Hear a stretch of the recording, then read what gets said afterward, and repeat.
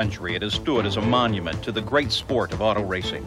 This 2.5-mile oval of concrete, steel, asphalt, and brick has withstood the test of time and the elements to emerge as a star maker and heartbreaker to the thousands who have been lucky and skillful enough to race for a spot in history.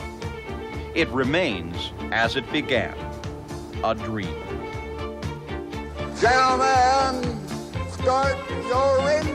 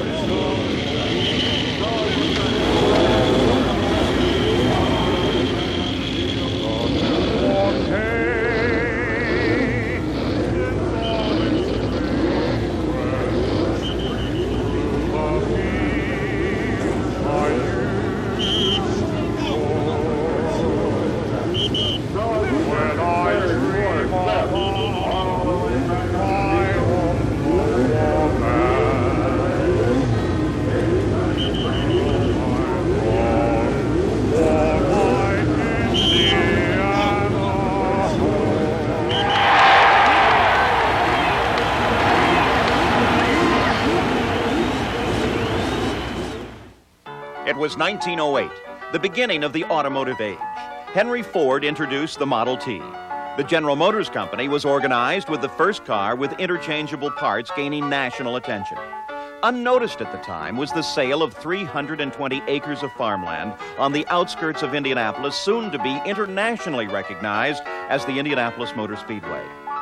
It was the dream of Hoosier auto manufacturer Carl Fisher to provide a testing ground for American car manufacturers, something that was already being done successfully in Europe. Fisher hoped the Speedway would even out the domination of European car manufacturers over the Americans.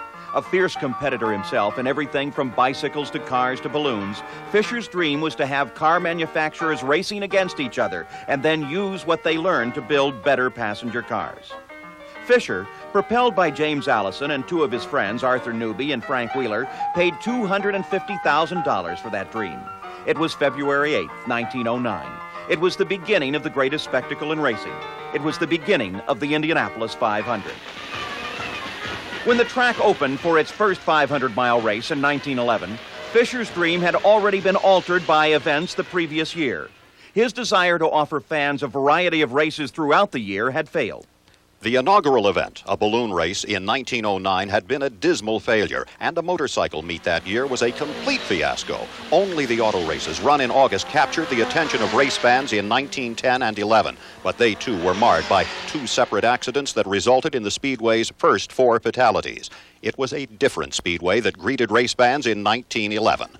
Ruts, chuck holes, and flying stones contributed by the crushed stone and tar surface had been replaced with 3 million paving bricks of 10 pounds each. Fisher's $700,000 investment also included concrete retaining walls and guardrails. His dream of including a 2.5-mile road course within the oval was all but forgotten. Because racing crowds had been dwindling, one race was decided upon in May of 1911, 500 miles. 80,000 people filled the grandstands on opening day as the official starter waved a red flag signaling a clear course ahead. 40 cars ran 5 abreast down the straightaway as Carl Fisher drove the Stoddard-Dayton pace car, occupying what we now see as the pole position. All but one of the cars carried a riding mechanic. Ray Haroon had instead rigged up a rear-view mirror to keep informed of approaching drivers. As his number 32 yellow and black Marmon Wasp raced toward victory, accidents and poor conditions plagued the race itself. A spectacular crash took 3 cars out in the pits, while a riding mechanic was fatally injured in a separate accident. It was all Ray Haroon could do to keep his machine under control on the oil-slick surface. When the race finally ended after 6 hours and 42 minutes, Haroon claimed victory for the Marmon Company. Nicknamed the Yellow Jacket, his machine averaged 74 .602 miles an hour. Ray Haroon's prize money amounted to $14,000. It was the Speedway's first 500-mile race, but it was Ray Haroon's last. He retired from racing. He vowed never to race again, even for twice as much money. Haroon told Wilbur Shaw and others about his run later. I figured I could save weight and get more speed by riding alone. The job of the mechanic in those days was to watch behind and notify the driver when other cars were trying to pass. They claimed that it'd be dangerous for me to ride alone, so I rigged up this little gadget. The trick worked. The Marmon Company got its money's worth. It had more orders for passenger cars than it could fill. The race was successful for car manufacturers, drivers, and Carl Fisher himself. The next few years brought changes. Riding mechanics were made mandatory, and the starting lineup was limited to one car per 400 feet of track, which meant only 33 starters. In 1912, the total prize money was doubled to $50,000. The crowds continued to swell, and so did the excitement surrounding the race. Artists and photographers have captured this period of Speedway history. For example, here in the Indianapolis Motor Speedway Hall of Fame Museum is a picture of the 1915 winner, Ralph De Palma. But he is depicted 3 years earlier in 1912 as he pushed this giant Mercedes toward the finish line with the help of his riding mechanic. His face is a picture of disappointment. You can see his frustration as Joe Dawson roared past to win the 1912 500.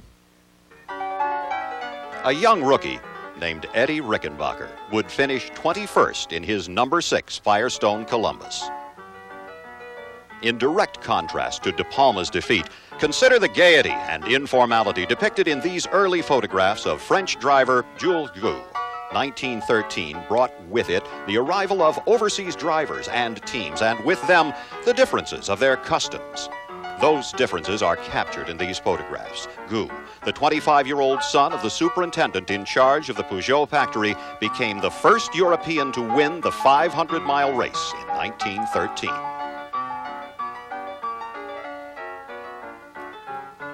During the race, Gu consumed 4 bottles of champagne and then said, "Without the good wine, I would have not been able to win." Barney Oldfield, in his Stutz, was the American hero as the European invasion continued in 1914. René Thomas and his Delage left the new American Maxwells and Duesenbergs several miles back as he crossed the finish line. The only accomplishment for the Americans that year came when Willie Carlson's Maxwell completed the full 500 miles on 30 gallons of kerosene, a total fuel bill of $1.80. It was the most economical high-speed performance in automotive history. European dominance continued for the next few years. In 1915, Ralph De Palma received his long-awaited win in his privately owned Mercedes, while his rival, Dario Resta, had no trouble finding victory circle in a 300-mile version of the race in 1916. The race was shortened that year in response to fans who expressed a desire for shorter races, and fewer cars were available. That proved to be a one-time only occurrence. However unwise some of Carl Fisher's decisions were at the time, there were also some innovative ones. 30 new wooden garages were opened in 1915, along with a wooden pagoda built 2 years earlier. For nearly 40 years, a pagoda structure served as a scoring stand housing Speedway officials and the press. Changes also took place in the race itself. For the first time in 1915, the starting position was determined by the speed of a one-lap qualification and not by the luck of the draw. Also, the cars were cut in engine size from 450 to 300 cubic inches to allow more competition. The Speedway was gaining national attention, and Carl Fisher's dream was becoming a reality. But the momentum gained by the Speedway during the early teens was abruptly halted in 1917 as war approached. The United States entered the war, and the Indianapolis Motor Speedway closed its gates. Eddie Rickenbacker left racing for France to form the Hat in the Ring Squadron. He would become America's first flying ace and win the Congressional Medal of Honor. Post-war patriotism affected the date of the race in 1919. Some politicians called the Memorial Day running unpatriotic. Fisher responded by moving the date to the day after. The purse was $50,000, and when the aerial bombs exploded on May 31st, 1919, the field was full. But the gaiety and excitement of this major event quickly evaporated. 3 lives were lost in tragic accidents, and more than 60 pit stops were made due to mechanical failure alone. The only real battle came at the beginning of the race between Ralph De Palma and Louis Chevrolet. But their speeds, in excess of 90 miles an hour, took them both out of the race early. The eventual winner, Howdy Wilcox, averaged 88.05 miles per hour. The 1920s brought a renewed effort by the Speedway to keep race fans interested in the sport by forcing car owners to build brand new equipment. Unlike today, many of the same race cars were used year after year. The European automobile industry was recovering quickly from the war and had once again sent over several of their cars to race. Because engine size was reduced, Fisher got his wish, and the field was filled with several new machines. The time trials that year were increased from 1 to 4 laps. 1920 was also the year that local businessmen initiated the Lap Prize Fund, which paid the leader $100 for each lap led. All of this helped to encourage the use of sophisticated, pure racing cars. A couple of manufacturers chose to continue to compete, notably the Duesenberg brothers, but the majority were no longer involved as a new era of racing began at the Indianapolis Motor Speedway. 1920 was also the year that accessory companies began to use the Speedway for publicity purposes. Tire companies began competing against one another along with spark plugs and batteries. Each paid for a piece of the action. Racing was becoming big business. When Gaston Chevrolet's Monroe race car crossed the finish line in 1920, he could expect the highest purse ever offered up to that time. Between the Speedway's purse and special cash awards, the total payoff was $93,550. The Monroe win also signaled the first time since 1912 that an American car was able to capture the 500 win. America's reign would continue for the next 19 years. The next few years brought considerable change in the whole philosophy of Indianapolis car racing. In 1921, Ralph De Palma, with his riding mechanic, young Peter DePaulo, his nephew, led over half the race, but suffered mechanical failure and finished 12th. Crossing the finish line first was Tommy Milton in a brand new 8-cylinder Frontenac built especially for racing. The 1922 race saw an interesting combination as Jimmy Murphy roared into victory circle in a year-old Duesenberg chassis equipped with a Miller racing engine. In 1923, the trend was set. Harry Miller, the designer of this magnificent machine, emerged as a race car manufacturer with no passenger car involvement. His HCS Special, driven by Tommy Milton, experienced some trouble early in the race when Milton's tight-fitting white kid gloves shrunk on his hands, causing a loss of circulation and blistering. Well, still, Tommy Milton managed to pull it off and became the first 2-time winner of the 500. Now, this change from passenger to race cars disenchanted Carl Fisher, who was beginning to lose interest in the Speedway. His frustration only doubled with the realization that he would again have to pour hundreds of thousands of dollars into refurbishing the track. So at the beginning of the 1923 race, he let it be known publicly that he was ready to sell the Speedway unless the automotive industry let him know that they still wanted the gigantic testing ground for their cars. Well, the response was tremendous, and there was no doubt that the 500-mile race would continue in the spirit in which it was envisioned. The Duesenberg brothers punctuated that promise when they entered 3 newly built racers in the 1924 race. Each was complete with the first centrifugal supercharger ever designed for an American car. For the next 3 out of 4 years, Duecies dominated the field. In 1924, L.L. Coram and Joe Boyer picked up a $60,000 purse after a sensational battle for the lead with Earl Cooper.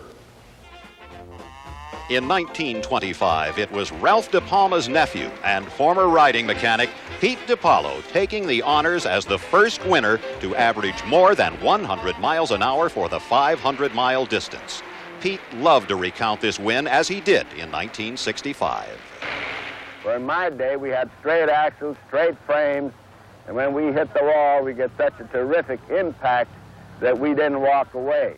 By this time, the rules regarding riding mechanics were lifted for the time being, and balloon tires made their debut along with front-wheel drive. 1925 was also the year that the uniquely built wooden pagoda burned down. This Speedway trademark was quickly rebuilt and ready for the 1926 race. The Duesenberg brothers slacked off in 1926, more concerned with producing custom-built passenger cars than race cars. They finished 5th that year, giving up the winning honors to Harry Miller's car, driven by newcomer Frank Lockhart. 7 of the top 10 finishing cars were built by Miller under new Speedway guidelines designed to decrease speed. Under the new rules, the engines would be limited to not more than 91.5 cubic inches. Miller sold his race cars for from $10,000 to $15,000 each, front or rear drive. And those who couldn't afford a complete new car could buy a new Miller engine for a mere $6,000. Doozies and Millers continued to battle it out in the 1927 race as George Souders pulled off a 3rd win for the Duesenberg brothers. But the most spectacular event of the 1927 race took place in the pits as driver Norman Batten guided his flaming car to a safe stop at the end of the pit area. His heroic actions saved crew members and spectators from certain injury.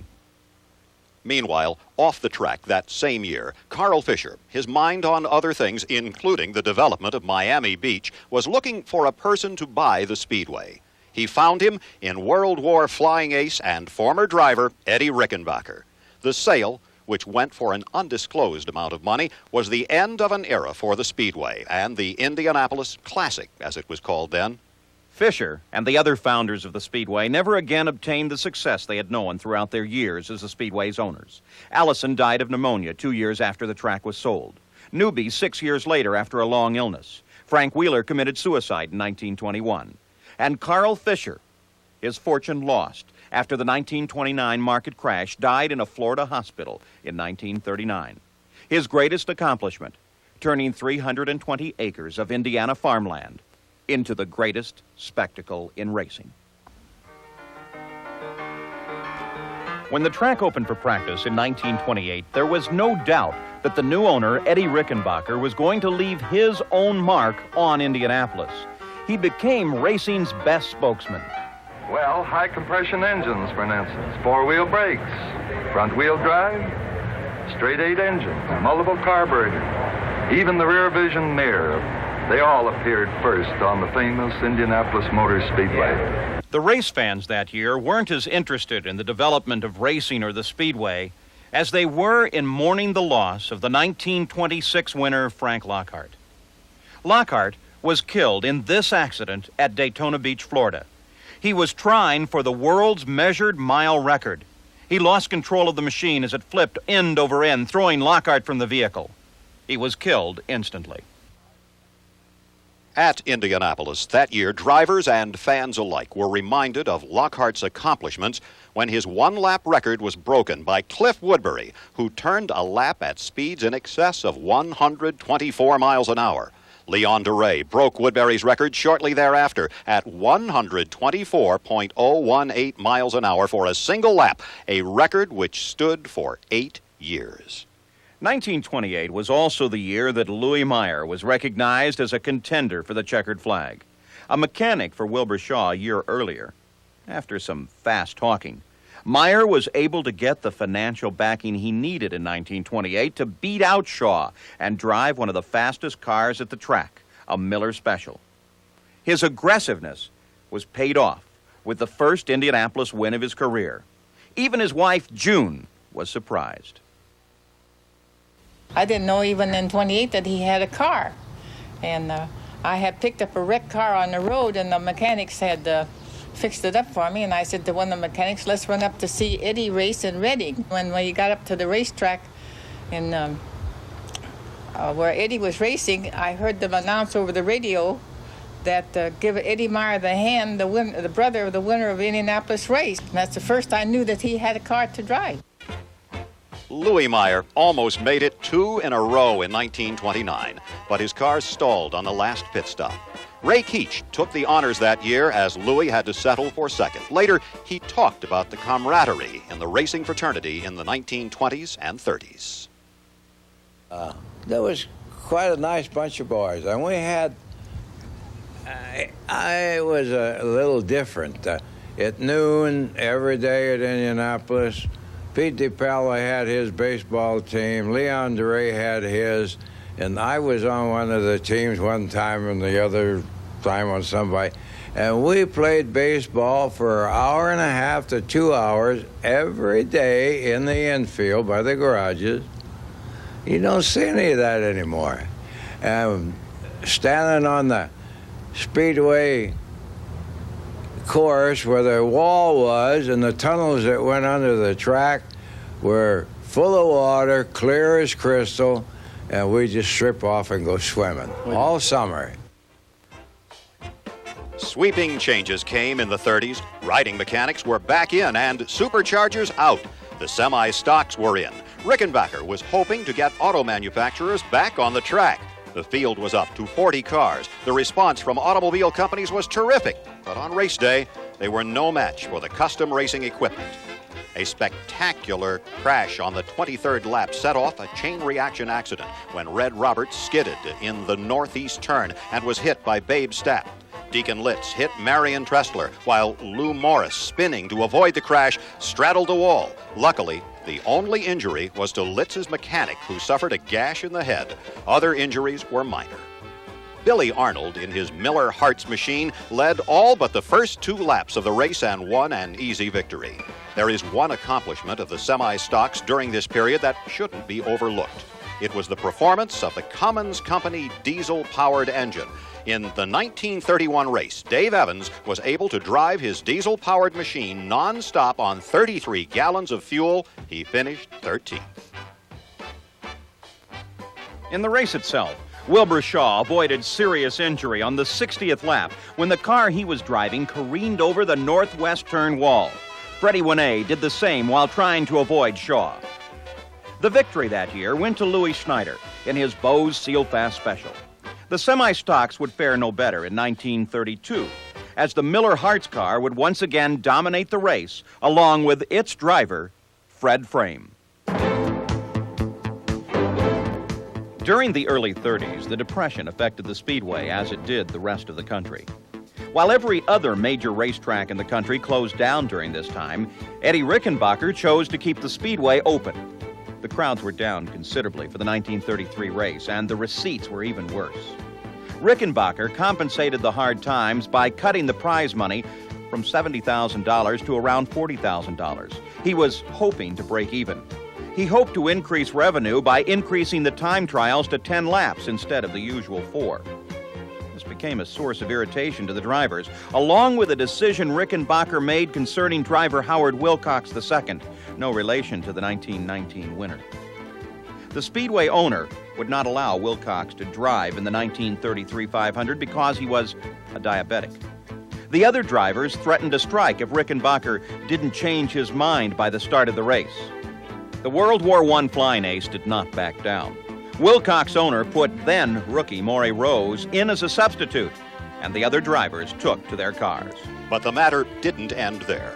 Moments after Louis Myers claimed his second Indy victory, Howard Wilcox filed a $50,000 suit against the Speedway for slander. The matter was settled out of court. The 1933 race was tragic in many respects. 5 drivers and mechanics were killed and several others injured. Lester Spangler and his riding mechanic, G.L. Gordon, were killed instantly in this crash. Their car rode up over the wheels of Malcolm Fox's machine in the number 1 turn. There was no victory banquet that year. Speedway officials, relieved that the month was over, concentrated on 1934 with an emphasis toward safety.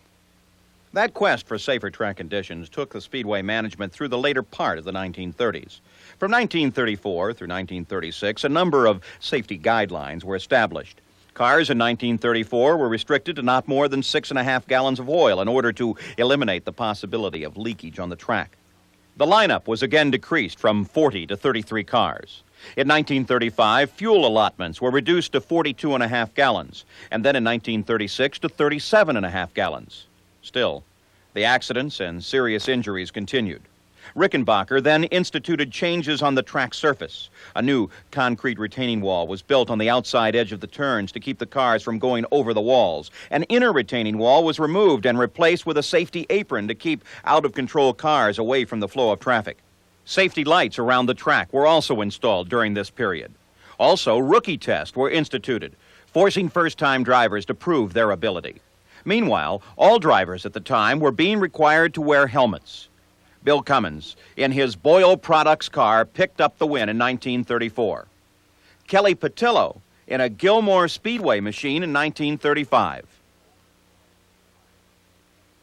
And an overjoyed Louis Meyer became the first three-time winner in his ring-free machine in 1936. Meyer's 3 wins netted him around $80,000 total, not nearly the payoff of more modern times. I was born 50 years too soon. When a driver doesn't make it to the starting line and gets paid as much money as I had got in 3 wins, then you're born 50 years too late, too soon. In 1937, one of the greatest drivers ever to take the wheel in hand, the Hoosier gentleman, Wilbur Shaw, drove his Shaw-Gilmore racer into victory lane. While 1936 was a relatively safe year, 1937 was a different story. Several accidents occurred, including one when Overton Phillips crashed his car into the pits. Flames from the impact killed 2, and 3 others were seriously injured. 1938 brought with it the permanent return to one-man cars. The brick surface that gave the speedway its name, the Brickyard, was now covered with the exception of the main straightaway. As always, race fans could expect to see a range of innovative race cars on opening day. This year's most unusual was the Miller entry. It was the Speedway's first rear-engine, 4-wheel drive with independent suspension.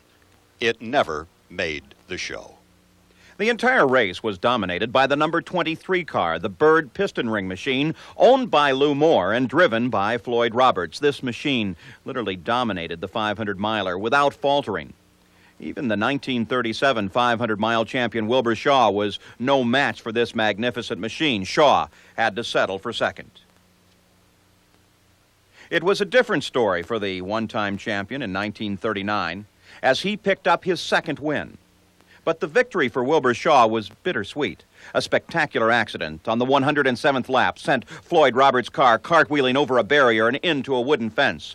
Bob Swanson, who had lost control of his machine, rolled over and burned near a safety wall. Another car, driven by Chet Miller, crashed to avoid Swanson. Both Miller and Swanson were seriously injured. And for the first time since the start of the 500-mile race, a 500 champion was dead. Floyd Roberts, who had claimed victory just 1 year before, died from his injuries. The 1939 race would also be a great disappointment for the first 3-time winner, Louis Meyer.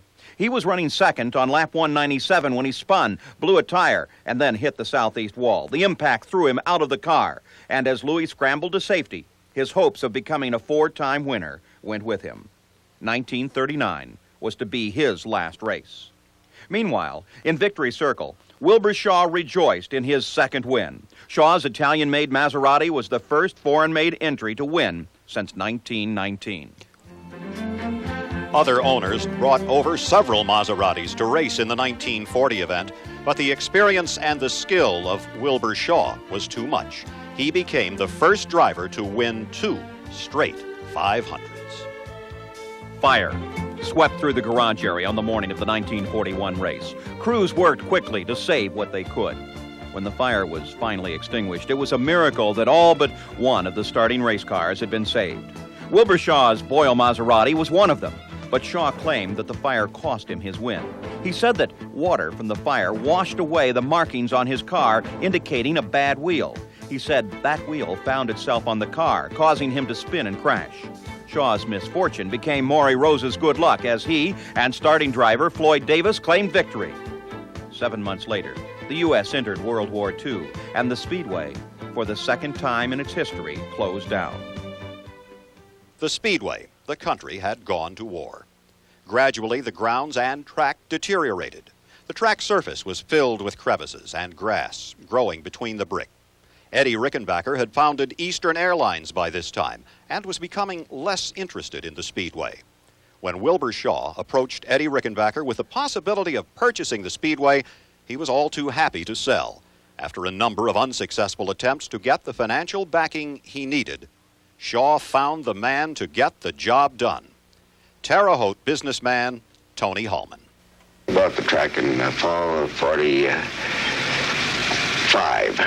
I remember we settled the deal in the Indianapolis Athletic Club. I had a call from Gene Pulliam over at the Indianapolis Star-News, and I remember right after we signed the papers, I had a note to see him, and we went over to visit with him a little while. At that time, he was just as a few young people starting out, you know. He did say that we were having we'd have a lot of trouble on our hands, you know, with this Speedway. But Tony Holman was an optimist. Along with Wilbur Shaw, he envisioned the Speedway as a great sporting event, one that would gain national attention. After paying a reported sum of $750,000 for the Speedway, Holman set his mind to refurbishing the dilapidated structure into something Indiana could be proud of. It was tough going. By the time the Speedway reopened for the 1946 race, 2 brand-new double-deck steel and concrete grandstands greeted the race fans. The track was cleaned up, the weeds were pulled, and a full field of 33 cars were ready to go racing. Still, the morning of the race, Tony Holman was worried. Some friends that night. I got up not too early and went down Kessler Boulevard. That's one of the main boulevards in Indianapolis. I didn't see a soul on the boulevard, and I thought, oh, Lordy, won't be anybody there today, you know. Really thought so. And the fellow I came with, he had a car that was going to be in the race that stayed all night with a fellow named Fritz Holliday. And Fritz said, well, we won't have any trouble getting to track. Well, I always go drive right in and get there. And we went down that road, and then some of these main artery highways coming into Indianapolis, where we had a hard time getting to them. They were just all bumper to bumper. They had their seats, the back seats of their car out sitting there playing gin rummy and whatnot along the road, and nothing moving. And then we kept circling the city till we finally got over to the west towards Terre Haute, you know, and we came in through some dirt roads. The only worry Tony Holman had that day was how to get into his own Speedway. He finally made it, along with a giant crowd that was still pouring into the gates as the race was finishing. The Holman era had dawned with Wilbur Shaw as the president, and the race was an immense success.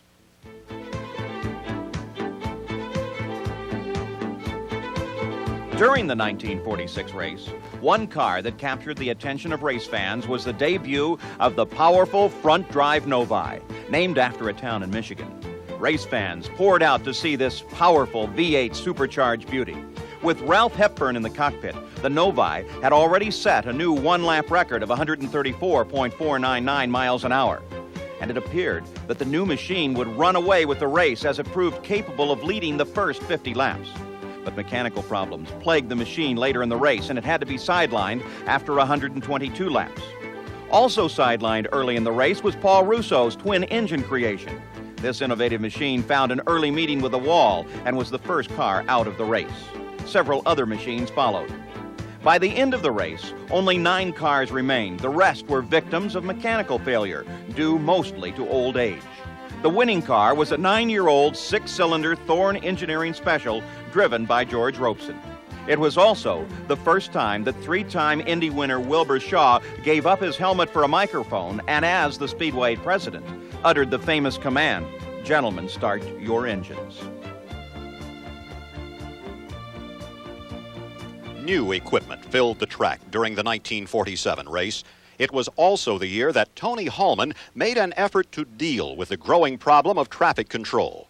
Race fans were able to gain access into the track more efficiently through the use of new gates and newly constructed roads that could accommodate 21 lanes of traffic at a time. Another development off the track was a threatened strike by ASPAR, a drivers, owners, and sponsors association. They said if the Speedway didn't meet their demands for a percentage of the gate receipts, there would be no race. But when the green flag dropped on race day, 30 drivers were in their cars. The strike had kept a full field from qualifying. Cliff Bregier was the early leader in his Novi until he had supercharger trouble. Then the Blue Crowns took over, dominating the race. Maury Rose, in one of the most controversial finishes ever, took the checkered flag. His teammate Bill Holland slowed down after being given the easy signal from the pits. Believing he was a lap ahead, Holland allowed Rose to pass him on the 193rd lap, and Rose continued on to win the race. Bill Slater called the race for a nationwide radio audience. This is the last lap. Again to look up the home stretch. And Rose will go by here this time, and this will be the last lap, Noam? Here he comes. Here's Rose, hitting a tremendous clip. There's the white flag. It's the last lap for number 27. He's heading into the south turn. Take it, Mike. Yes, sir. Here comes the blue streak. Maury Rose, number 27, in a Blue Crown Spark Plug Special. Out of the southwest turn into the short straightaway. Now right underneath our radio booth. Now into the southeast turn, slipping into the back stretch. And he is just now onto the turn and going up that straight 1 mile straightaway. In just a moment, he will be up there for Jimmy Shelton. We're going to hang on just as long as we can see him. He's averaging right now about 119 miles plus an hour. He's really pouring it on. And in just a few seconds, I believe he will appear at the north turn for Jimmy Shelton. Come in, Jim.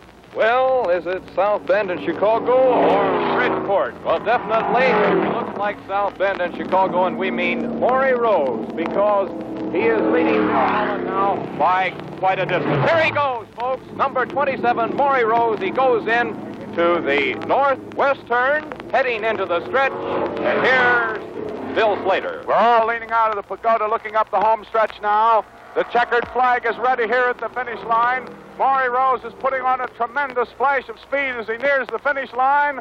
And there the checkered flag's waving, and Maury Rose is the winner. In Victory Lane, Maury Rose received the Borg-Warner Trophy from actress Carol Landis, who became the first movie or television star to present the winning trophy. The 1948 race was almost a replay of a year earlier. The Novis, while charging to the front early in the race and keeping pace with the leaders during much of the run, fell out at the end. And the finish line was again the Blue Crown, Rose and Holland, in that order. The real tragedy of that year came during the practice, when veteran driver Ralph Hepburn, who replaced Cliff Bergier on the Novi team, crashed in the North Chute and was killed. 1949 saw even more tragedy for the Novi team. Duke Nayland was badly burned when his fuel tank erupted after hitting the North Chute wall. Some drivers had no option but to drive through the flames. Others took to the grass safety apron at the inner edge of the track. Later on, a fuel line break took out the second Novi, and once again the battle for the lead went to Rose and Holland. This time, though, it was Holland in winner's circle. The Speedway distributed cash prizes of over $179,000.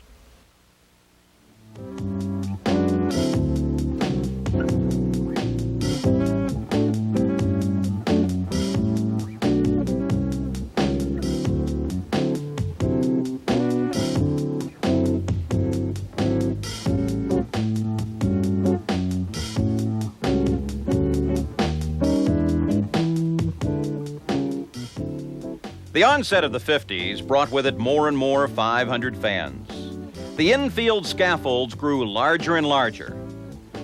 Rookie Bill Vukovich did not make the race that year, but another rookie, Walt Faulkner, set a one-lap track record during the time trials of 136 miles an hour. He placed a respectable 7th during the race itself.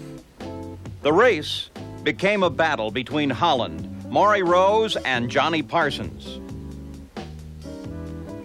While running in second place, Maury Rose stopped for fuel. Spilled gasoline set the car on fire. Rose tried to stay with the car until the heat forced him out. As soon as the fire was out, Rose climbed back into the driver's seat. Rain brought out the red flag at 345 miles. Winning honors went to Johnny Parsons in that rain-shortened race. Legend has it that Parsons, at the beginning of the race, knew that a crack existed in his cylinder block, and it might sideline him at any moment, so he decided to charge for the lap money. Little did he know that Mother Nature would help him out and make him a winner. The 1951 race was the first one run in under 4 hours. 33 cars started, but only 8 were running at the finish. The newer and lighter rear drive machines dominated the track over the front drive cars. Once again, the temperamental Novi, which made a great showing during qualification runs, was left behind with mechanical problems during the race.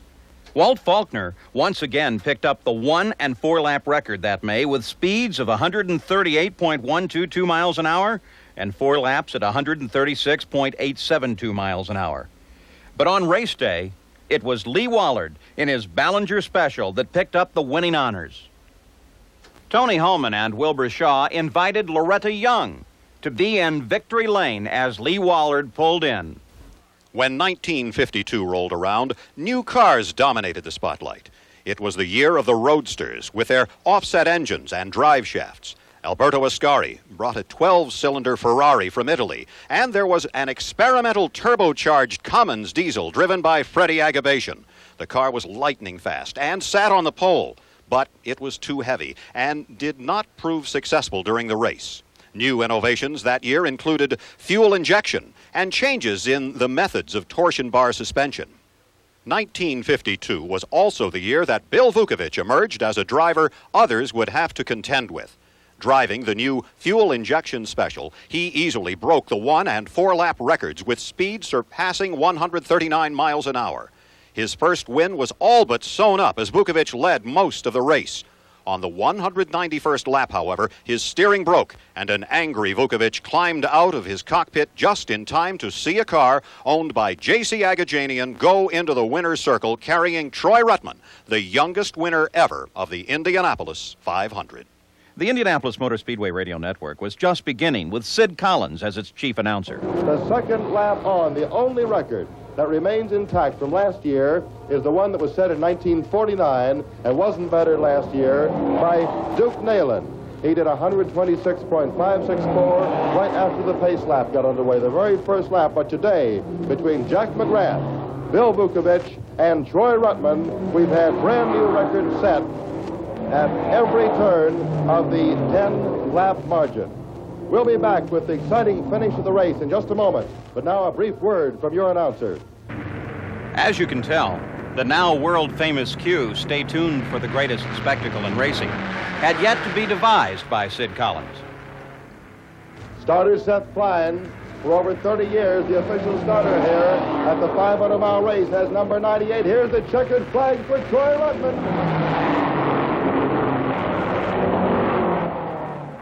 Troy Ruttman was just 22 years old. Bill Vukovich made up for his disappointing loss by winning the next 2 500s. In 1953, he powered his fuel injection special in one of the hottest 500s ever. But Vukovich was unaffected by the soaring temperatures and took command of the race, giving up the lead only once during a pit stop. The second place that year was Art Cross, who the year before was named Rookie of the Year for the first time in Speedway history. Tom Carnegie was the Speedway public address announcer, and here interviews Augie Duesenberg in front of the Borg Warner Trophy. In 1954, Vuki did it again, but this time it wasn't so easy. His car was showing the wear of old age. Unlike the year before, he spent much of his time playing catch-up. It wasn't until the 375-mile mark that Bill Vukovich grabbed the lead from Jimmy Bryan and never gave it back. New names were now appearing at the Indianapolis Motor Speedway. Hollywood was a regular. It was fashionable to visit Wilbur and Tony. Rudy Valley, Jane Greer, Barbara Britton, all were regulars now. And new names were beginning to appear in the garage area and in the pits as well. The drivers are Jim Rathman and Pat Flaherty. Standing in the back, second from left, is a very young A.J. Watson. And on the far right, a very slim Andy Granatelli. They all made their appearances at the turn of the decade and now were regulars. A great many changes had taken place by the time the mid-50s rolled around. The Speedway lost another great when President Wilbur Shaw was killed in a plane crash only months after the 1954 500-mile race. It was Speedway owner Tony Holman who gave the command to start engines in 1955. I tried to do it, sometimes just scream it out. And at one time, they pushed all microphones this way, and my neck was clear back, bent over the back in the pace car there, and they had a rail where I couldn't go back any further, and I thought they were going to knock my teeth out, you know, and I had those things pushing those microphones at you. And anyway, I'm frightened to death at that moment because I always think that they can't start the race until I say that. And then I know that the minute that those words are said, I know that nothing in the world can stop the race. It's going. The engines are going. They're in their cars, and it's everything. And then we have to hold our breath for 10 or 20 laps to see that everything settles down and there's no catastrophe. Unfortunately, Tony's wish would not be granted in 1955. At 125 miles, Bill Vukovich was trying to make it 3 in a row. He was 17 seconds ahead of second place. He was driving down the backstretch, preparing to pass 3 tail enders, when Roger Ward broke an axle, sending his car out of control. In an accident involving Al Culler, Johnny Boyd, and Bill Vukovich, Bill Vukovich was killed. It was a subdued crowd that watched the rest of the race as Bob Schweikert pulled into victory lane, the winner of his first and only 500-mile race.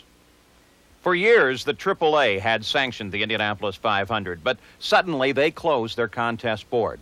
Tony Holman helped found the United States Auto Club to sanction the 1956 race.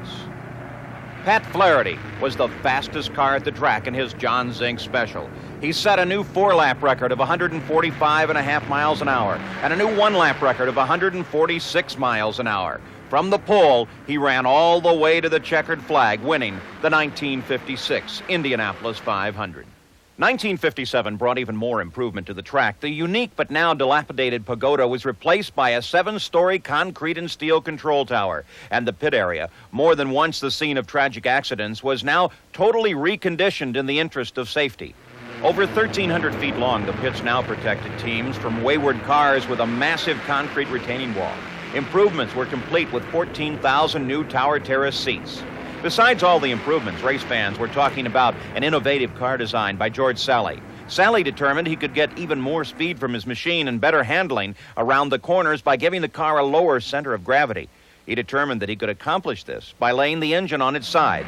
The creation was known as the Belland Exhaust Special. The driver was Sam Hanks. Sally's creation had worked, and as a tearful Sam Hanks drove into the winner's circle, he became the first driver since Ray Haroon to announce his retirement in the winner's circle. It was a confused, disorganized start in 1958. The cars were required to leave the pits in single file and then line up in rows of 3 behind the pace car on the parade lap, which preceded the actual pace lap. It may have sounded good in principle, but the result was total confusion as the front row remained either 1.5 miles in front or behind the pace car, until finally they were given the green flag. Roaring into turn 3, Eddie Layson was out in front, and then trouble. Lou Palmer was then a rookie with the Indianapolis Motor Speedway radio network. These were his first words ever on that network. Accident here. Car number 5, the Zink Special, is the first to wreck. Another over the wall. And we've got 1, 2, 3, 4, 5, 6 cars piled up here on the northeast turn. The 54 Novi into the infield. Car number 19 in the infield. 68 now down into the infield. And it's almost impossible to identify the others. Out of car number 5 now is Ed Elysian and car number 91 against the wall. That is all that we can see at the moment. Pat O'Connor was killed. 8 cars were destroyed. 7 others were damaged. Jimmy Bryan, who eventually went on to victory, was still shaken as he posed for photographers in Winner's Circle. It was the second year in a row that George Sally's aerodynamic creation had won the 500. Watching the proceedings, relatively unnoticed at the time, was a rookie named A.J. Foyt, who finished 16th in the race. The 1959 Indianapolis Classic saw the dominance of car builder and mechanic A.J. Watson. Watson built 2 new upright engine cars for this event. One of the drivers was Roger Ward, who had no trouble warding off his competitors. One of the famous racing Unzers, Jerry Unzer's machine crashed and burned during practice. Jerry Enzer died from his injuries. The Speedway management continued their concern for safety. Roll bars and fireproof uniforms were mandatory in the 1959 race. Safety was then and continues to be the utmost concern at the Indianapolis 500. The Ward-Watson win was only a preview of what was to come at Indianapolis as the 60s dawned.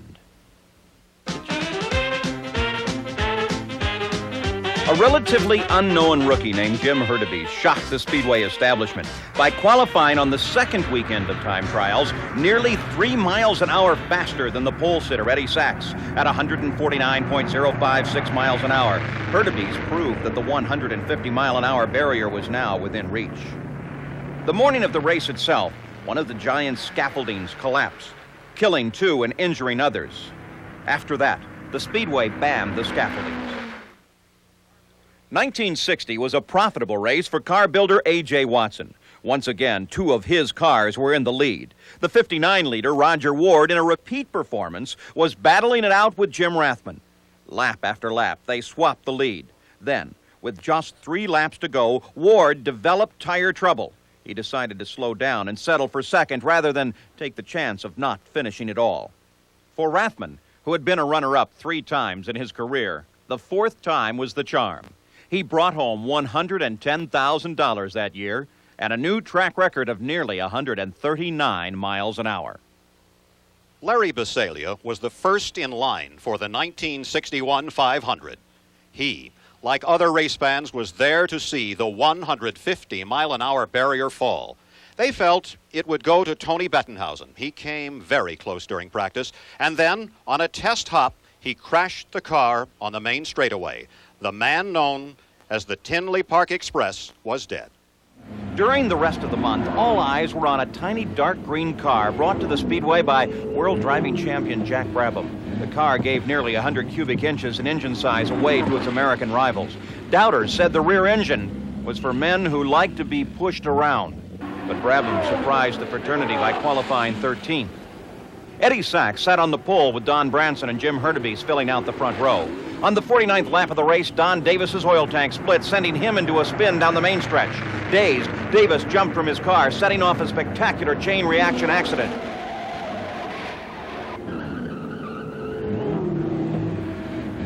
Jack Turner caught the wall and pirouetted over and over. Miraculously, no one was seriously injured. The race itself became a duel between Eddie Sachs and A.J. Foyt. With just 3 laps to go, Sachs saw a white strip appear on his tires. Fearing that it was the cord showing through, Sachs pulled out of the lead and into the pits. A.J. Foyt roared past to take the lead and win with a record speed of 139.13 miles an hour. Eddie Sachs, the clown prince of auto racing, had missed his chance. And A.J. Foyt had begun a new era. The 150-mile-an-hour barrier would finally fall in 1962 to Parnelli Jones driving a front-engine roadster. The American racing set was beginning now to recognize that the rear-engine car might be just the way to go. There were several in the field, including rookie Dan Gurney's car. On lap 18, Bob Christie bumped into Alan Crow, sending Crow into Jack Turner. And Jack Turner, like the year before, flipped end over end down the main stretch. The checkered flag came out, the second time in 4 years for Roger Ward.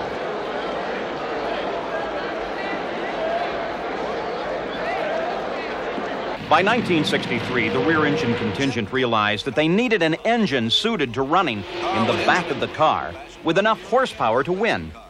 Dan Gurney convinced the Ford Motor Company to get together with the Lotus designer Colin Chapman.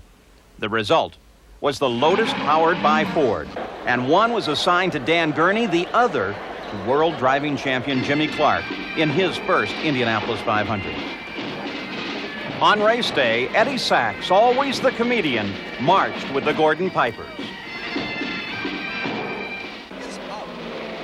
Parnelli Jones, in a car owned by J.C. Agajanian, accepted the challenge and sat on the pole with a new track record of 151.153 miles an hour.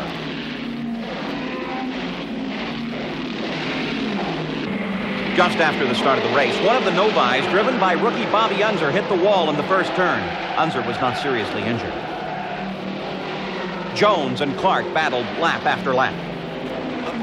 Then, the track surface became slick with a coating of oil. Officials traced the oil to a leak on the oil tank, mounted outboard on the left side of leader Parnelli Jones's car. Car owner J.C. Agajanian ran to the chief steward Harlan Fengler and convinced Fengler that the oil level was already below the level of the crack and would therefore not leak further. The chief steward, who was about to black flag Jones off the track, relented, and Parnelli Jones won the race in record time, closely followed by Jimmy Clark. By 1964, nearly half of the 500 field had converted to the rear-engine cars. Many of the new engines were using gasoline rather than alcohol, and the rules permitted the cars to carry an unlimited supply of fuel. Many of the cars were, in fact, capable of finishing the race with just 3 pit stops. Jimmy Clark shattered the previous year's track record by over 7 miles an hour in qualifying. As the green flag dropped, Clark jumped into a substantial lead. And as Clark was beginning his 3rd lap, a young sports car driver named Dave McDonald, in a radically designed car, lost control, coming off the northwest turn, and slammed into the inside wall.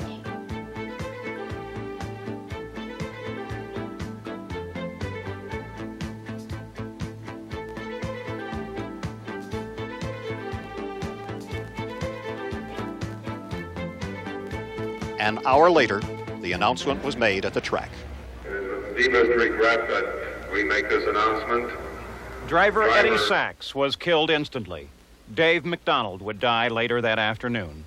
Instantly, Sid Collins delivered Eddie's eulogy on the worldwide radio network. Some men try to conquer life in a number of ways. These days of our outer space attempts, some men try to conquer the universe. Race drivers are courageous men who try to conquer life and death, and they calculate their risks. And in our talking with them over the years, I think we know their inner thoughts in regard to racing. They take it as a part of living. It is God's will, I'm sure, and we must accept that. We're all speeding toward death at the rate of 60 minutes every hour. The only difference is that we don't know how to speed faster, and Eddie Sachs did. And so since death has 1,000 or more doors, Eddie Sachs exits this earth in a race car.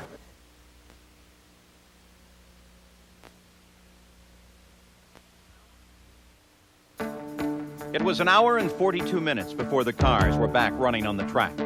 Jimmy Clark was a front runner until the 120th mile, when his suspension collapsed.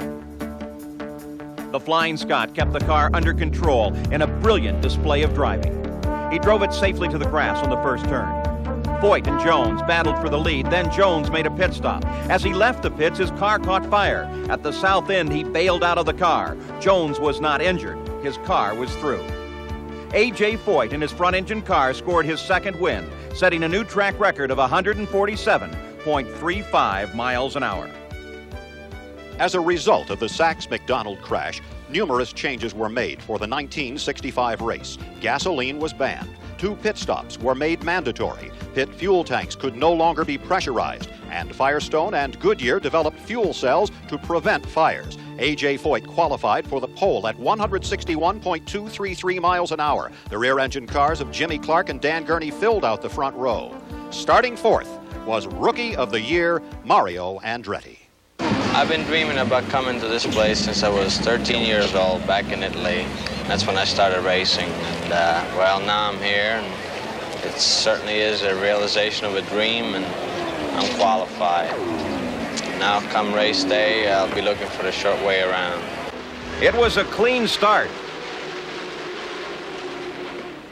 And a good, smooth race as Jimmy Clark showed the way. Only one yellow light on the 115th lap when Bud Tinglestead lost the wheel and hit the northeast corner wall.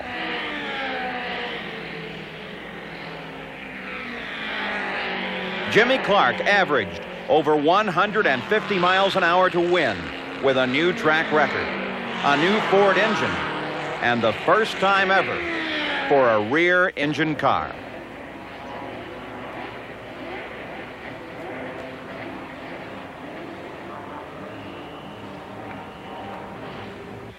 By 1966, the U.S. racing fraternity recognized what the Europeans had known for years. A car with an engine in the rear but forward of the front wheels, with the fuel tanks installed for balance, was vastly superior to the standard front engine car. And Europeans like Jackie Stewart and rookie Graham Hill found out there was money to be won at Indianapolis. Perhaps most important of all, the rear-engine cars were of a safer design using more modern technology. And in the true American tradition, the Indy mechanics and designers were rapidly expanding on the technologies available to them. Mario Andretti pushed the previous year's track record up another 4 miles an hour to 165.8. In doing so, the Indy sophomore but defending national champion captured the pole and would lead a front row of all rear-engine cars to the green flag. But as he did so, Billy Foster was pinched off to the outside wall. That began an 11-car chain reaction accident that included contenders like Foyt, Gurney, and stock car ace Cale Yarborough. The race was stopped. The most serious injury was to A.J. Foyt's thumb.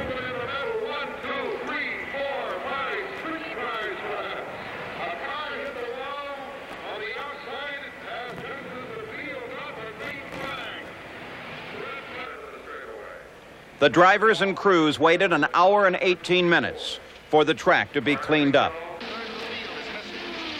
When the green flag came out again for the restart, it was only out for 10 seconds. Then Johnny Boyd hit the wall in the first turn. By the 6th lap, only 21 cars were able to answer the green flag. And Jimmy Clark began to show the power of his machine. It appeared that he was not to be caught at any time during this 500-mile race. On the 65th lap, Clark, while leading, spins but recovers.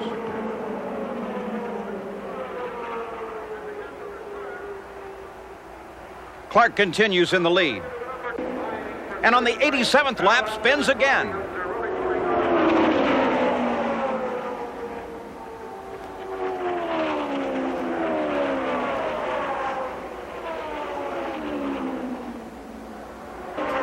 Lloyd Ruby leads for 68 laps, but then his engine lets go. The crowd watches as Ruby rolls into the pits. His day is done. Jimmy Clark, Jackie Stewart, Al Unser, and Jim McElreath dominate the race.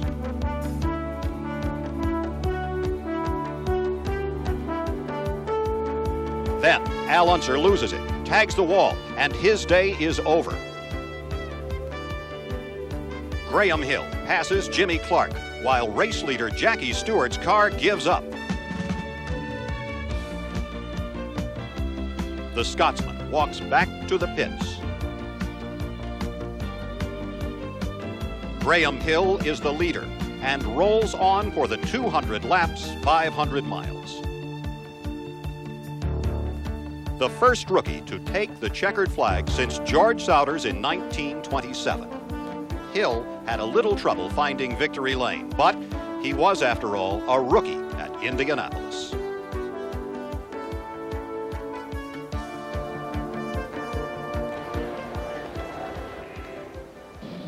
In 1967, silence dominated the Indianapolis Motor Speedway in the presence of a new car designed and built almost in secret under the guidance of Andy Granatelli.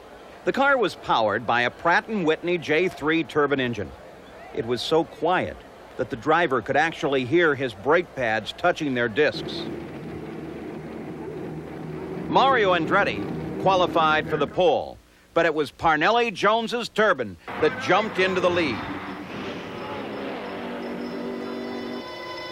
On the 19th lap, a Hoosier rain shower drifted across the speedway. The race was stopped for only the third time in its history. Then the race was postponed to the following day. Gentlemen, when racing resumed, Parnelli Jones and his turbine-powered machine still the combination to beat. It was a busy day as Wally Dallenbach spins in the main straightaway. Then Yarborough spins up in number 4, sending others to the grass. With just 4 laps to go, Parnelli is slowing down. A $3 ball bearing in his gearbox ended Parnelli's chance for a second victory. A.J. Foyt takes the lead, but on the last lap senses something is wrong. Cars spin in front of him on his approach to the final turn. Bobby Grimm, Chuck Hulse, all spinning. A.J. Foyt picks his way through and on to the checkered flag, standing on his brakes just before the finish line to win his 3rd Indianapolis 500. In 1968, the crowds turned out as Indy turned Hollywood. Paul Newman and Robert Wagner came to the Speedway to film the motion picture Winning, the 3rd time a major motion picture was shot on location at the great track. The turbine cars were back with severe restrictions placed on their engines, but Joe Leonard pushed the track record up 3 more miles an hour to 171.5. Second fastest was the turbine of Graham Hill. Bobby Unser was on the outside of the front row with a 4-cylinder Offenhauser, but mounted with a turbocharger, his hope of combating the power of the turbines and the Ford V8s. Again, the turbine ruled, but again, Lady Luck struck. In a virtual repeat of 1967, the turbine severed a fuel shaft and rolled to a stop with just 22 miles to go. It was Bobby Unser's Turbo Offie that roared past Joe Leonard's disabled car to take the checkered flag and the additional honor of having his car as the centerpiece for the motion picture Winning.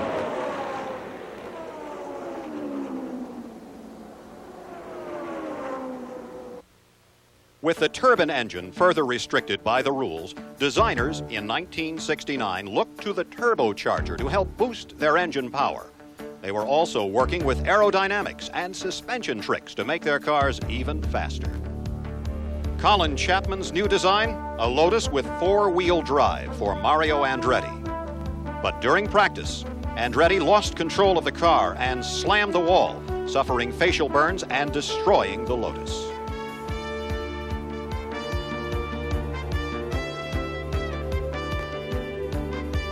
In qualifying, A.J. Foyt pushed his car over the 170-mile-an-hour barrier to sit on the pole. Mark Donohue qualified in 4th place for Roger Penske. Mario Andretti drug out a Bronner Hawk and with very little practice qualified 2nd quick.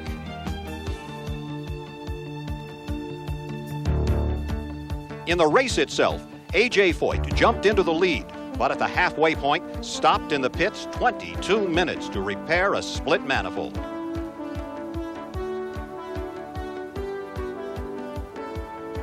Popular Texan Lloyd Ruby now took the lead. But 5 laps later, making a routine pit stop, Ruby pulled away from the pits with his fuel hose still attached, ripping out the side of the car and ending his race for the checkered flag. Mario Andretti thundered into the lead. Andretti wins at a new record speed of 156.8 miles an hour.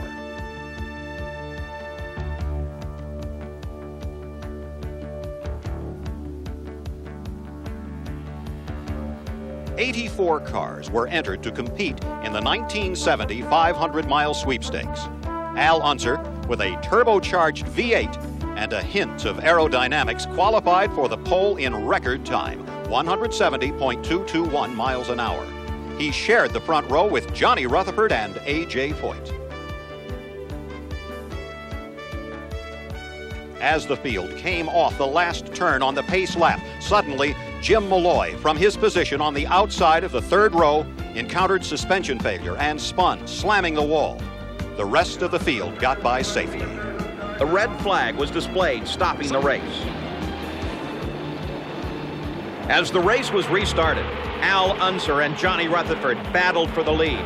Voigt was in fourth, Mark Donahue running in fifth. Al Unser led the first lap.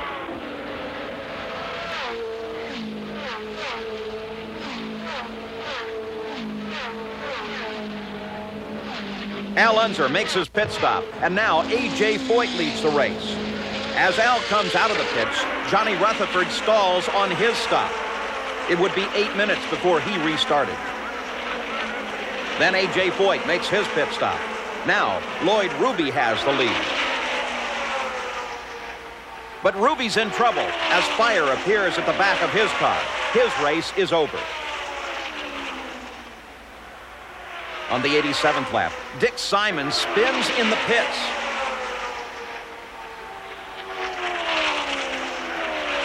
Al Unser is back in the lead, fighting with A.J. Voigt and Mark Donahue. On the 172nd lap, Roger McCluskey spins with Ronnie Buckman and Sammy Sessions. Then as crews clean up the accident, Jerry Grant spins into the accident area.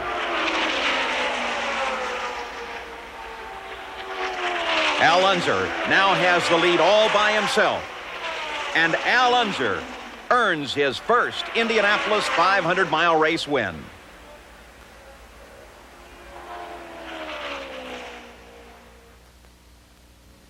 In 1971, Team McLaren had devised new aerodynamics and a true wing to comply with stricter rules. McLaren also decided to sell customer cars. A key customer was Roger Penske with his sports car ace Mark Donahue. In qualifying, Donahue, a Brown University graduate, chose a setup that was not dialed into the chassis. Donahue was disappointed with his run despite breaking the previous year's record by nearly 7 miles an hour. Donahue shared his setup with Peter Revson. Revson ordered the changes on his McLaren and took the pole in a record speed of 178.69 miles an hour, or more than 7 miles an hour faster than the previous year. As starter Pat Vadan waved the green flag, Mark Donahue rocketed into the lead. 27 miles into the race, Steve Krisilov's engine blew, spraying the track with oil and sending Mel Kenyon spinning into the wall. Kenyon started to climb out when he saw Gordon Johncock sliding for him through the same oil. Johncock ricocheted off Kenyon and into Mario Andretti. Mark Donahue leads, running the fastest lap of the race. 1 lap later, Donahue retired with broken gears. In the last quarter of the race, Mike Mosley lost a wheel, causing a chain reaction with Bobby Unser and Bill Vukovich. Mosley hit the parked cars from a previous accident. Al Unser had the lead and raced for his second checkered flag in a row to become the first man to roll into a new victory lane in front of the master control tower. The new race record was now 157.7 miles an hour.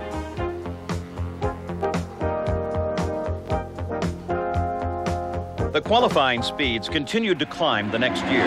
Bobby Unser in a Dan Gurney Eagle took the pole at 195.9 miles an hour, sharing the front row with Donahue and Revson. Larry Bazalia continued his streak at being the first in line at the 500. A.J. Voigt's engine faltered and then finally started as the field pulled away. Bobby Unser jumped from the pole position into the early lead.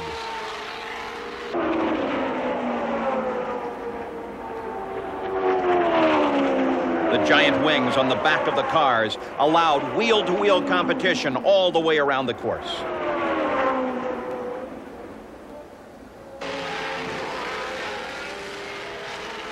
Bobby Unser's day ends as his distributor lets go. Now, Mike Mosley has the lead. But in the exact same place as last year, Mike Mosley loses control and crashes. Now, a new system of pacer lights spaced around the racetrack help slow the drivers down.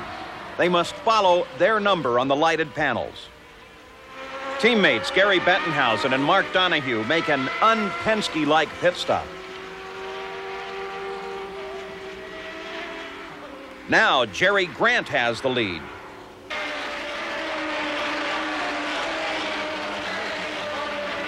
Gary Bettenhausen goes back in front, and then his machine fails. Grant is once again the leader. Feeling that Grant is a lap out in front, his teammate Bobby Unser tells him to slow down and think. Mark Donahue takes the lead again. The Penske car sets a blistering pace, winning with a new race record of 162.96 miles an hour. Second on the track was Jerry Grant. But the officials ruled a 12-lap penalty because he refueled from his teammate's pit tank on the 189th lap. The mistake cost the team $72,000. 1 year later, on May 28, 1973, leaden, rain-filled skies drizzled and delayed the start of the 500-mile race. As Johnny Rutherford led the field into the green flag, in mid-pack, cars bounced against one another, and the resulting accident sent Salt Walther cartwheeling through the air to land upside down in the first turn.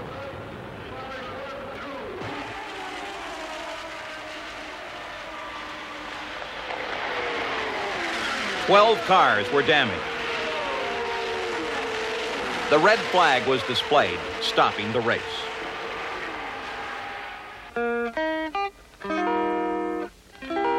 Then the skies opened up and it began to rain.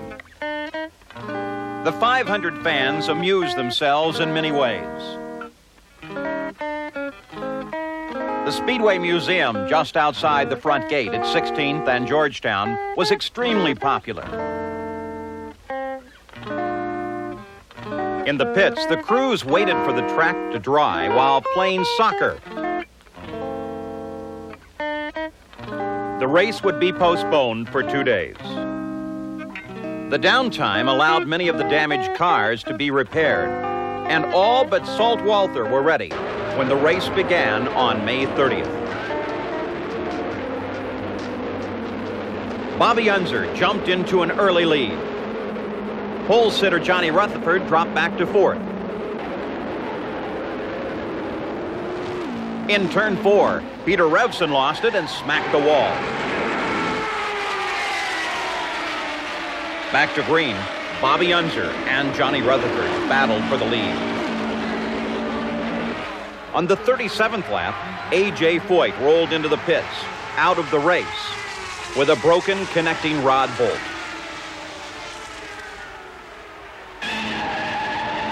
Joe Leonard loses control, spins, but saves the car. Now, Al Unser goes into the lead.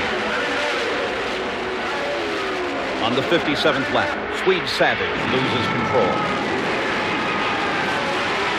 Debris is scattered all along the main stretch off of the fourth turn. The red flag flies again.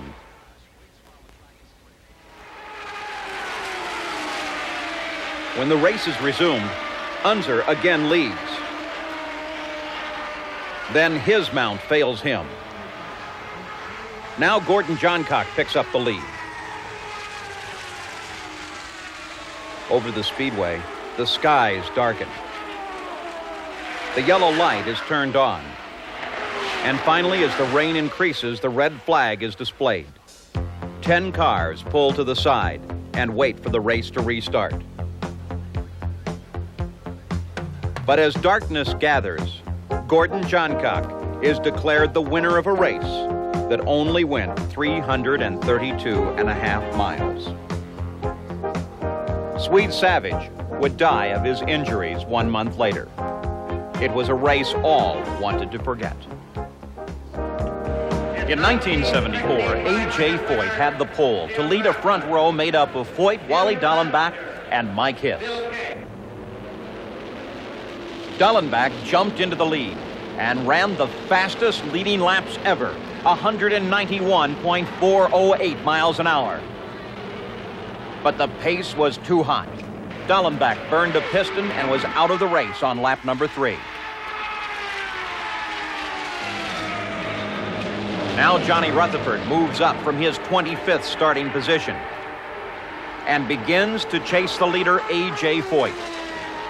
Foyt and Rutherford pit at the same time, but A.J. has trouble on this stop. It goes long, and Rutherford leaves ahead of Foyt. Jan Opperman spins in the north end.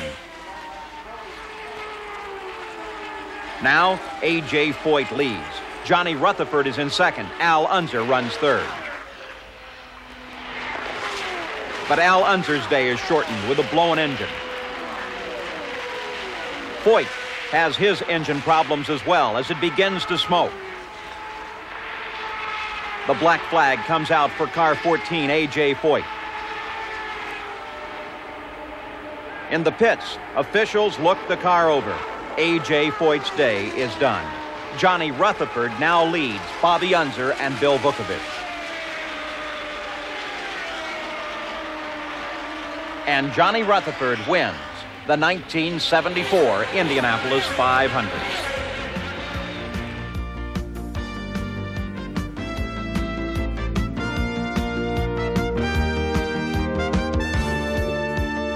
By now, the 500-mile race was becoming a family tradition.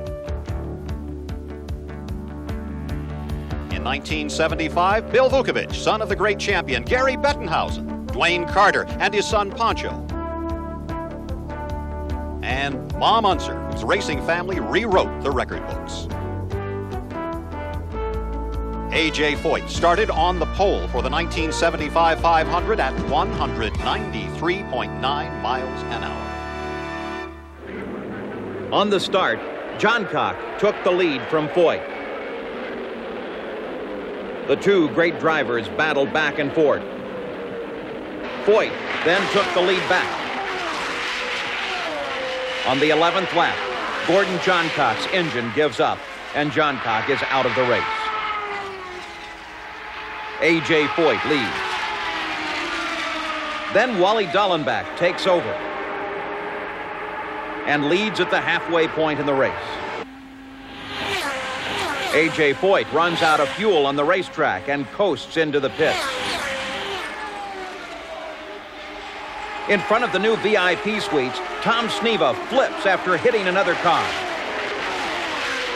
The safety designs of the United States Auto Club work. Tom Sneva is not seriously injured. His car is totally destroyed. During the yellow light for Sneva's accident, Wally Dallenbach picked up some paper into the coolers of his machine. He had run from 21st to 1st and controlled the race. The little bit of paper overheated his engine and burned a piston. Dallenbach was out. On the 165th lap, Bobby Unser took the lead from Johnny Rutherford. Just a few laps later, rain sweeps across the Giant Speedway oval. In a driving downpour, Bobby Unser wins. Johnny Rutherford is second, Foyt third, and Pancho Carter makes his dad proud by finishing fourth. A wet Tony Hulman celebrated his 30th year of ownership and Bobby Unser's second 500 win. The Indianapolis Motor Speedway has become like a living thing, growing each year with new grandstands and developments. In 1976, the new Hall of Fame Museum was opened inside the track between the first and second turn. This museum now large enough to hold the entire Hulman collection. Other history was being made at the track that year as Janet Guthrie arrived, a sports car driver attempting to be the first woman ever to drive in the Indianapolis 500. Janet would not make the race in 1976. Johnny Rutherford was on the pole alongside of Gordon Johncock and Tom Sneva. As the green flag came out, Johnny Rutherford was the leader. Then A.J. Foyt moved up and began to battle with J.R. Foyt moves into first place. Mario Andretti is making a charge up from 19th, now running 7th. Then Pancho Carter takes over the lead. Then Wally Dallenbach. Then he's passed by his teammate Gordon Johncock. Tom Sneva leads. Then Johnny Rutherford once again. Johnny Parsons Jr., the son of the 1950 winner, steers a three-wheeled car to the pits. A.J. Foyt is back in the lead.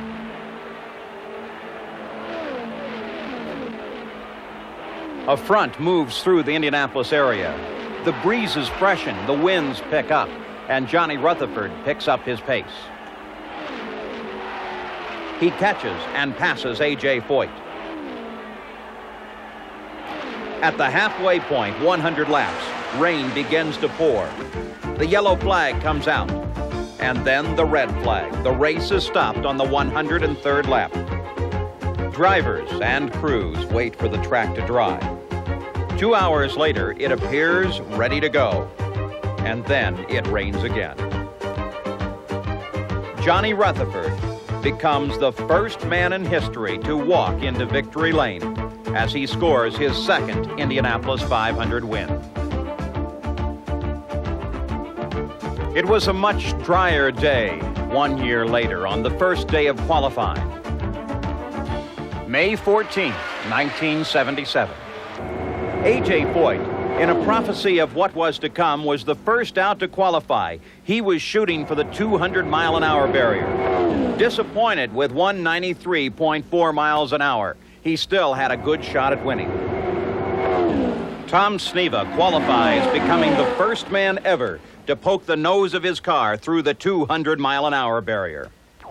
And history is made as well, as Janet Guthrie qualifies 29th, the first woman ever to qualify and drive in an Indianapolis 500. During the qualifying, Formula One ace Clay Regazzoni loses control in the north end, crashes heavily. Surprisingly, Regazzoni was not injured. He would later qualify in 29th position. As the green flag flew, Al Unser jumped into the lead. Then Gordon Johncock took over. The defending 500-mile race champion, Johnny Rutherford, was the first out of the race, followed shortly thereafter by Janet Guthrie. Now, A.J. Foyt and Gordon Johncock begin a fight for first place. Attrition begins to affect the race. Danny Ongayas is out. So is Bobby Unser. A.J. Foyt pits, 18 seconds in the lead. Then Gordon Johncock roars past to pick up a lead of 15 seconds over Foyt. There are 16 laps to go. Without warning, Gordon Johncock's engine lets go. Alone, A.J. Foyt goes on to win, becoming the first man to win 4 Indianapolis 500. Tom Sneva finishes in second place, 35 seconds back. When I dream about the moonlight on the wall. In the fall, after the 1977 race, Tony Holman passed away. Joe Cloutier became the president of the Speedway, and Tony's widow, Mary Holman, became the chairman of the board. On race day, she replaced Tony, giving that traditional command. It was an all 200-mile-an-hour front row that answered the green flag with Tom Sneva as the pole sitter. But Danny Ongayas jumped past Sneva and into the lead. It began a chase as Sneva tried desperately to catch Ongayas. Then Al Unser, from second place, moved up to challenge Danny Ongayas. Both Ongayas and Unser pitted together, but Al Unser was out first. A few laps later, Danny Ongayas was out with turbocharger problems. Janet Guthrie, in a smooth and clean race, moves into the top 10. And Al Unser, unchallenged, goes on to win his third Indianapolis 500. But there's an important victory here for Janet Guthrie as well. She finishes in 9th place. By 1979, the race car designers had developed a new concept of aerodynamics called ground effects. Al Unser's new car was vastly different than the rest. Most of the field, like Rick Mears, had ground effects packages. Due to a misunderstanding in the qualifying, 35 cars were allowed to start this race. As the green flag came out, Al Unser jumped into the lead.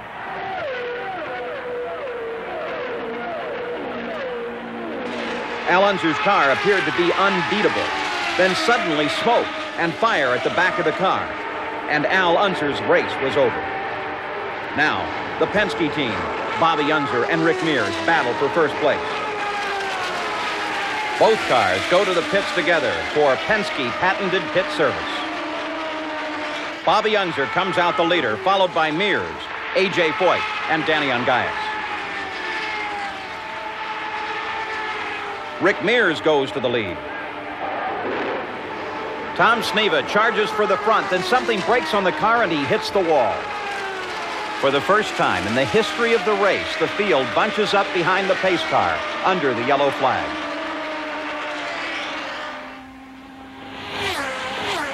When the green flag flies again, it's a smooth run to the finish for Rick Mears as he wins his first Indianapolis 500.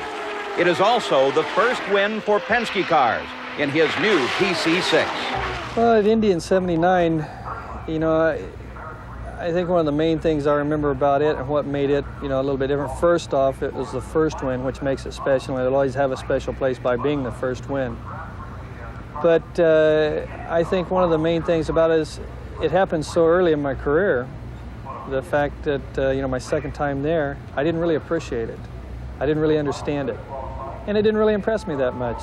You know, it was another race because I hadn't been in it that long. So in that respect, you know, it is not probably held as high as the other wins, except for the fact that it was the first one, which always will be there. The 80s decade opens with Johnny Rutherford taking Al Unser's ride with Chaparral. 1980, it was all Lone Star JR. The qualifying speeds were down as the officials tried to reduce straightaway speeds by reducing engine turbo boost to 48 inches. The technique works. Johnny Rutherford qualifies for the pole at 192.2 miles an hour. A series of accidents slows the average pace of the race, but Johnny Rutherford outlasts the challenge of 9 different drivers, 5 of them former 500 winners. Johnny Rutherford wins the 1980 500 and joins Louis Meyer, Wilbur Shaw, Maury Rose, A.J. Foyt, and Al Unser as a 3-time winner. His race average 142.8 miles an hour, down substantially. And Mark Donahue's 1972 record of 162 miles an hour still stands. Lone Star JR gives rookie Tim Richmond a ride down toward winner's circle, but drives in alone. There were a record 105 entries for the 1981 Indianapolis 500. Bobby Unser took the pole with an average speed of 200.5 miles an hour. Unser led the early laps. Defending champion Johnny Rutherford fell out early with fuel pump problems. As Rick Mears made his routine stop on lap 58, suddenly fire broke out in the pits. Mears and several of his crew members were injured. When the green flag came out again, in turn 4, Danny Ungaius slammed into the wall. He suffered leg fractures and internal injuries. On the 141st lap in turn 4, Gordon Smiley slammed the wall. Under the yellow flag, first place Bobby Unser and second place Mario Andretti both pitted. As they rolled out of the pits to join the pack behind the pace car, both cars appeared to pass cars in the lineup, and officials began to contemplate a penalty for Unser and Andretti. Scott Brayton adds his car to a very expensive parking lot in turn 1.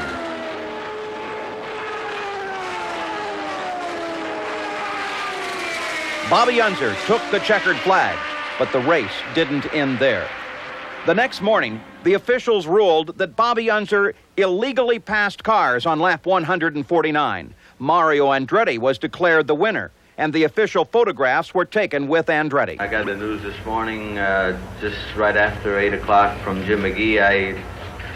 I just didn't know what to say, and it's going to take a while for me to get all my thoughts together correctly. It took a USAC appeals board time to get their thoughts together as well. And after a lengthy hearing, after all parties concerned were heard, Bobby Unser was reinstated as the winner of the 1981 Indianapolis 500. 109 cars were entered. 89 actually showed up at the Indianapolis Motor Speedway as the crews worked 24 hours a day in Gasoline Alley to prepare for the 1982 Indianapolis 500-mile race. At better than 207 miles an hour, Rick Mears had the pole. Alongside was teammate Kevin Cogan, A.J. Foyt on the outside. As the green flag came out, Cogan's car veered into Foyt and then was collected by Mario Andretti. Cogan's and Andretti's car were badly damaged. The red flag came out. Foyt was able to effect repairs. When the green flag flew again, it was A.J. Foyt, the leader of the race. Tony Bentonhausen crashes. Now, Rick Mears has the lead, followed by Gordon Johncock. A.J. Foyt falls by the wayside with gearbox problems. Rookie Danny Sullivan crashes in the north end. With Johncock and Mears making pit stops at the same time, the scene is set for a chase to the finish. It was one of the most exciting calls ever, the last lap on the Indianapolis Motor Speedway Radio Network. It's right there, the white flag. It's a drag race. They're side by side. Johncock and Mears. Mears on the inside. Johncock, Mears forced down the little line. Run.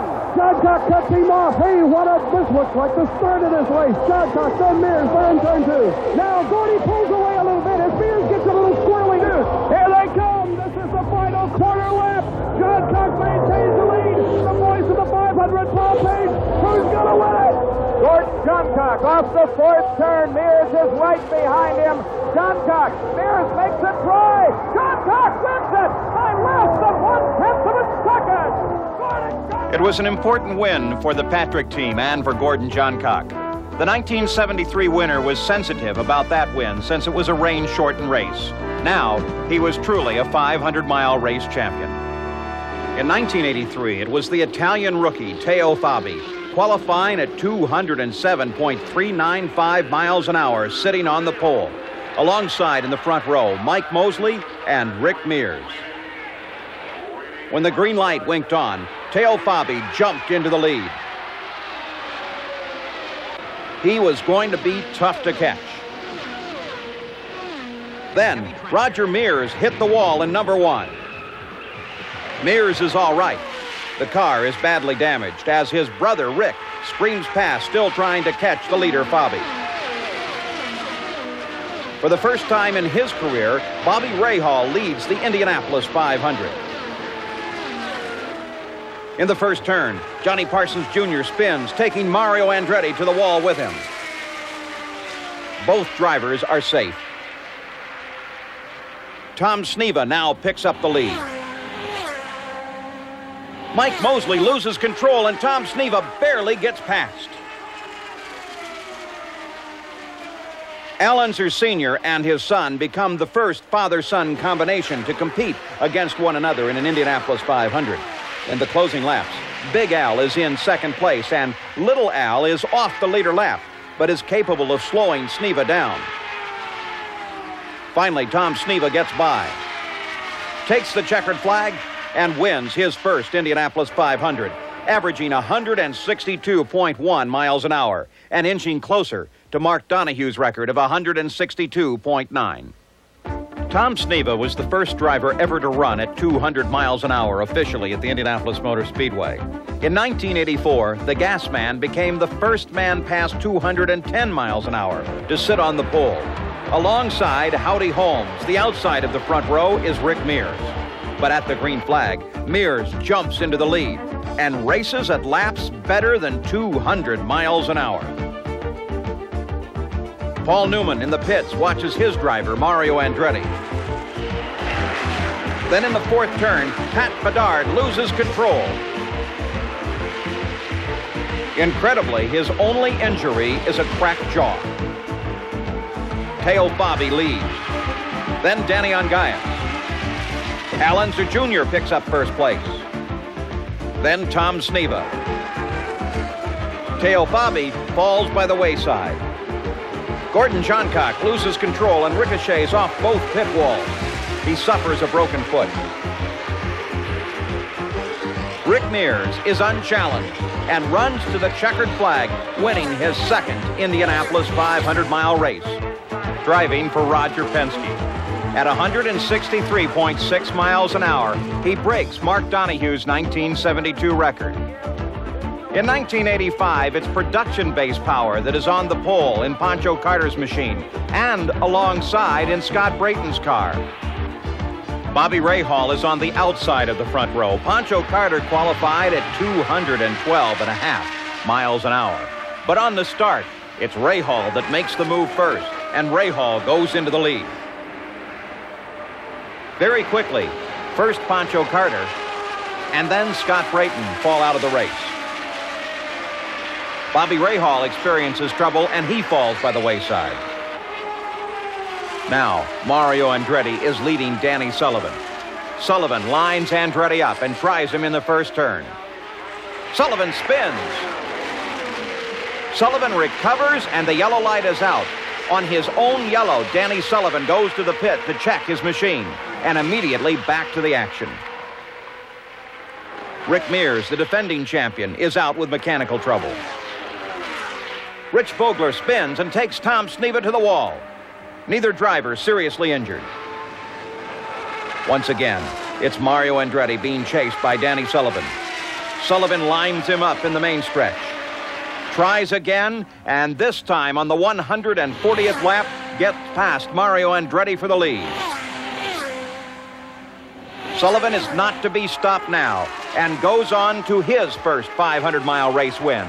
It's the second year in a row for the Penske team. Danny Sullivan averages 152.9 miles an hour on his road to victory. And, of course, just for me, winning my first Indianapolis 500, just great thrill, but that spin will obviously stick out. It's 1986. The Indianapolis 500 is 75 years old. It continues to grow. New garages now replace the old wooden structures that have served so well. The speeds continue to climb. Rick Mears sets a new track record of 216.8 miles an hour as he qualifies for the pole. On the final testing day, Dennis Firestone loses control and slams into the pit wall. Firestone is not seriously injured. Race day itself dawns overcast and cold. The rain begins to fall and continues throughout the day. The race is postponed to the following day. Again, it rains, and the race is put off until the next Saturday. As the race finally begins, the start is aborted. Tom Sneva hit the wall in the second turn. When the race finally gets underway, Michael Andretti takes the lead. Rick Mears chases, followed by Kogan and Bobby Rahal. Kevin Kogan works his way up and passes Rahal. Now Kevin Kogan has the lead. In the closing laps of the race, Ari Lyondike crashes in the north end of the track. It will now be a sprint back to the green flag, just 5 miles to go of the 500. Kevin Kogan will lead Bobby Rahal and Rick Mears. As the green flag unfurls, Bobby Rahal hits his accelerator and goes past Kevin Kogan and into the lead. Bobby Rahal wins the 75th anniversary Indianapolis 500. His average speed, 170.722 miles an hour. A 7-mile-an-hour increase in the track record for 500 miles. The practice for the 1987 Indianapolis 500 set Mario Andretti as the man to beat in his new Lola, powered by a brand new Chevrolet racing engine. Andretti started on the pole and jumped into the early lead, but on the first turn of the first lap, Jose Legarza lost control, tapped Pancho Carter. The yellow flag came out with Mario Andretti as the leader. When the green flag flew again it was Mario Andretti. He dominated most of the 500, leading most of the laps. And then, as car owner Paul Newman watched on, suddenly he faltered on the main stretch. The engine stopped, and Andretti's day was done. Now, Roberto Guerrero picked up the lead as his wife Katie watched from the pits. Then, on his final stop of the 500-mile race, the clutch system failed. Guerrero could not pull away. His engine stalled. As the crew frantically started to try it, Danny Sullivan yelled at his teammate Al Unser as Unser roared into the lead in a one-year-old car. The final laps of the race were a sprint, with Guerrero trying desperately to catch Unser. But it was not to be. Al Unser became the second four-time winner of the Indianapolis 500.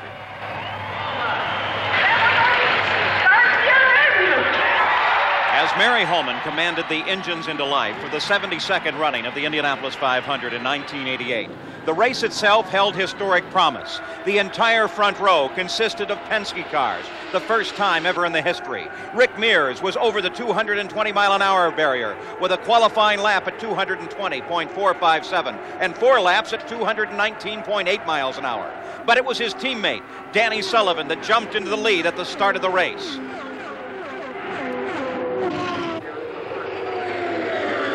Almost immediately, Scott Brayton and Roberto Guerrero tangled in the second turn. Neither driver was injured. Danny Sullivan led under the yellow. As they came back to green again, it was Sullivan in the lead, being chased by his teammates. Al Unser was tied with Ralph De Palma for the all-time lap record. Danny Sullivan slapped the wall just before the midway point in the race. Al Unser took the lead, breaking Ralph De Palma's record. Billy Vukovich III, the grandson of the two-time winner, was also running in mid-pack, a historic grandson in a historic 500. With 3 laps to go, Rick Mears was the leader. A part came off Michael Andretti's car, and the yellow flag came out. Anxiously, Roger Penske watched as Rick Mears scored his 3rd Indianapolis 500-mile race win. It was an unprecedented 7th win for Roger Penske and the first championship run for the new Chevrolet racing engine. Home again in India. Throughout the history of the Indianapolis 500-mile race, millions of race fans have witnessed the dream. Thousands of sponsors, teams, and officials have participated in it. Nearly 600 drivers have risked everything to find it. Only 52 different drivers have emerged victorious. Their faces are cast in silver on the Borg-Warner trophy, their names etched forever in time. 52 of the finest drivers in the world. 52 beckoning others to follow. The Indianapolis 500-mile race is, without question, the greatest spectacle in racing. How I long for my